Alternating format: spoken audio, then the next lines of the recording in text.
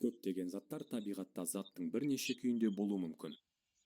Заттың үш негізгі күйі қатты, сұйық және газ.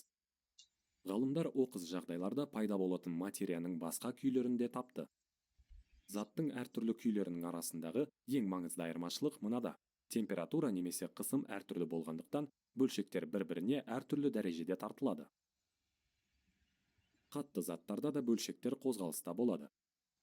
Бірақ әдетте материяның басқа күйлеріндегі заттарға қарағанда баяу қозғалады. Бөлшектер арасындағы тартылыс күші өте күшті. Сондықтан олардың арасында пайда болған байланыстар дірілдейтін тұрақты күйде ұсталып тұрады. Қатты денелердің белгілі бір көлемі мен пішіні болады. Сұйықтардағы бөлшектер қатты заттарға қарағанда жылдам, бірақ газдарға қарағанда баяу қозғалады. Бөлшектер арасындағы тартылыс қатты денелерге қарағанда әлсіз, сондықтан олар тұрақты күйде болмайды. Олар заттың ішінде еркін қозғалады және бір-біріне жақын болады. Сұйықтықтардың белгілі бір көлемі болғанымен, белгілі бір пішіні жоқ.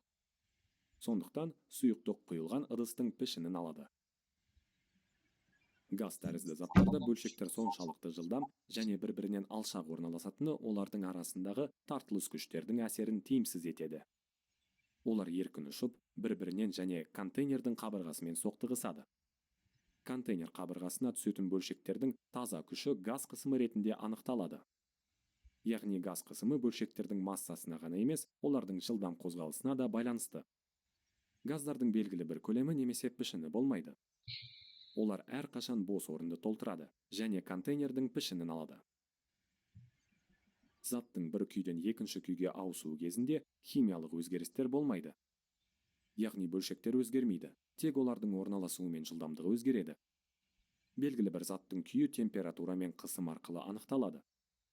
Яғни заттың бір күйінен екінші күйіне температураны өзгерту немесе қысымды өзгерту арқылы ауыстыруға болады. Барлық дерлік заттарда қатты және газ күйлері арасында тікелей ауысу орын алуы мүмкін.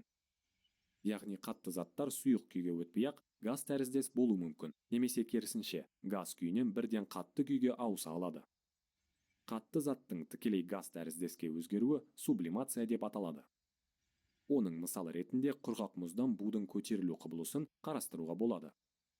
Бұған кері үдеріс десублимация болып табылады. Оның мысалына қыста терезелерде су буынан аяз кристалдарының пайда болуы жатады.